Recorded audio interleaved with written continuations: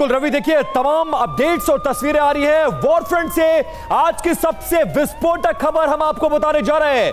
पश्चिम Asia में सबसे बड़ा हमला कर दिया गया है। किंग फहद काजवे ब्रिज पर यह हमला किया गया और सऊदी बहरीन लिंक पुल पर भी हमला कर दिया गया है। ड्रोन स्ट्राइक के बाद आग की भारी लपटें जहां देखने को मिली है और 25 किलोमीटर लंबे समुद्री पुल पर यह ड्रोन स्ट्राइक की गई है। बहुत बड़ा हमला इसे माना जा रहा है और एक तरह से ईरान की कमर तोड़ने की पूरी कोशिश की जा रही है। चौतरफा हमले, जमीन हो, समंदर हो, पुल हो, आसमान हो, हर जगह से बमबारी की जा रही है। और किंग फहद काजवे ब्रिज पर यह बहुत बड़ा हमला है। यह ब्रिज लगभग समुद्र के ऊपर 25 किलोमीटर लंबाई में है। सऊदी बहरीन लिंक को यह जोड़ता है और उस पर यह अटैक किया गया है। हालांकि यह अभी क्लियर नहीं है यह हमला किसकी तरफ से किया गया है, लेकिन यह ड्रोन स्ट्राइक किया गया है और इसमें भारी नुकसान की आशंका जताई जा रही है।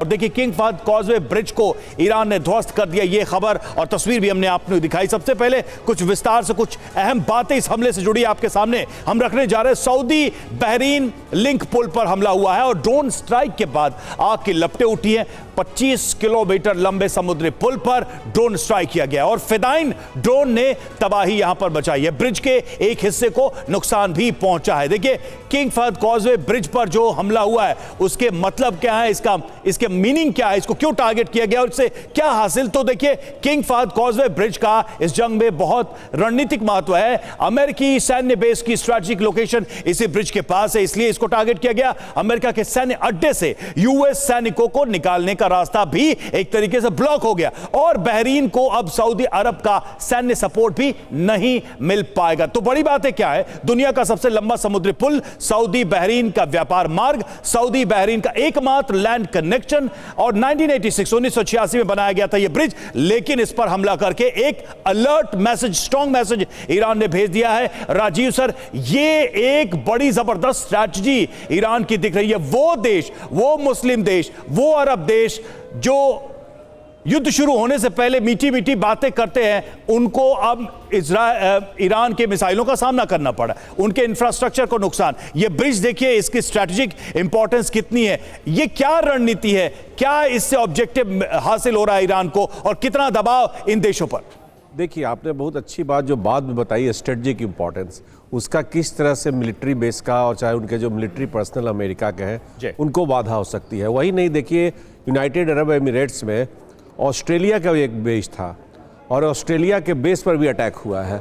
तो देखिए, जो ईरान अभी अटैक कर रहा है वो एक तरह से मिलिट्री बेसेस को, जो वेस्टर्न मिलिट्री बेसेस कह सकते हैं, अमेरिका के अलावा बाहर के जो उनके देश है, जो उनके मित्र देश हैं, उनके मिलिट्री बेसिस को अटैक कर रहा है। कोलेट्रल, इसे जो आप इंफ्रास्ट्रक्चरल डैमेज कर रहे हैं, ये कोलेट्रल डैमेज है। हो सकता है कहीं कहीं एक रणनीति भी होती है कि आप पुल को गिराएं, तो वॉर का एक स्ट्रेटजी हमेशा से रहा है, टैक्टिक रहा है कि वैसे significant, strategically significant bridges. Sir, ये इसलिए कि इसके पहले भी सऊदी में और यहीं पे हमला करके ऑयल रिग को डैमेज किया, रिफाइनरीज को डैमेज किया।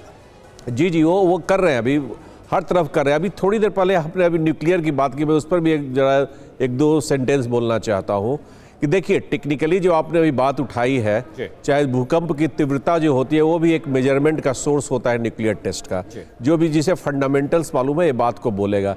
लेकिन आज के समय में राजनीतिक रूप से क्या ईरान या अमेरिका ऐसी पहल करेगा, इस पर हमें थोड़ा सोचने की आवश्यकता है। बिल्कुल, सवाल यही है कि क्या दोनों देश युद्ध के उस मुहाने पर खड़े हैं, क्या अब न्यूक्लियर हमला किया जाएगा और उसको लेकर यह टेस्टिंग की जा रही है।